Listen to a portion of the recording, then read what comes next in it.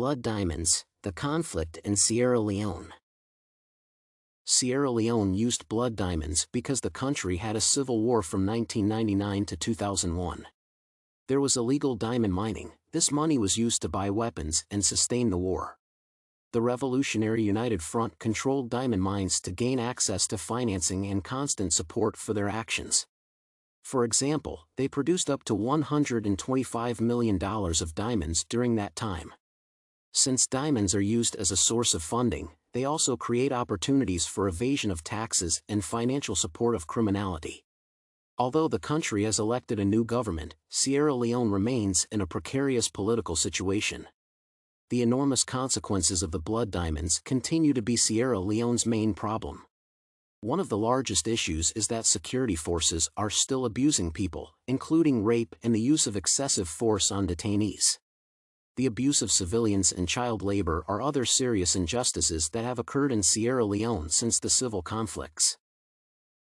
Since they needed huge numbers of workers, the United Front forces began to kidnap people and enslave young people. Children were forced to join the army as soldiers, and women were raped. Thousands of men, women, and kids were operated as slaves to collect diamonds, and they were forced to search in the mud along the riverbanks with their bare hands instead of digging with tools.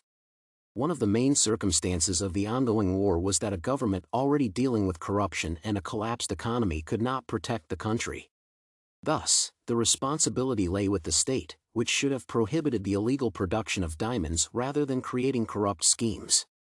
It is significant to mention that the international community and international law have tried to help resolve the conflict between the government and the rebel groups. The international community has tried to prevent blood diamonds for years, but no means have been completely effective. On a universal level, the Kimberley certification system controls the industry, which exists to ensure that every buyer can verify the origin of the goods they purchase. This process has reduced lawlessness but has not stopped it, and Sierra Leone is still a state with loopholes in sales, corruption, and continued extraction, even though the war has ended. The United Nations and the rest of the human rights organizations should think of another option of measures to prevent illegal products from reaching the world market. That way, if it is impossible to market conflict diamonds, mining will stop because it will no longer be a source of income. A possible and effective solution would be to create legal and regulatory actions that would oblige states to observe controls, provide recommendations on security measures, and deprive them of the ability to decide for themselves how to prevent diamonds from getting into the trade. A legal regulator at the universal level is especially necessary for Sierra Leone, as it is a weak and unstable state with a government that cannot effectively control the mining process.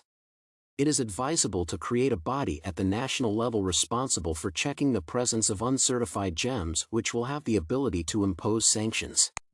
Equally important is the control of corruption, as the latter is the reason for the authorities to cover up illegal actions.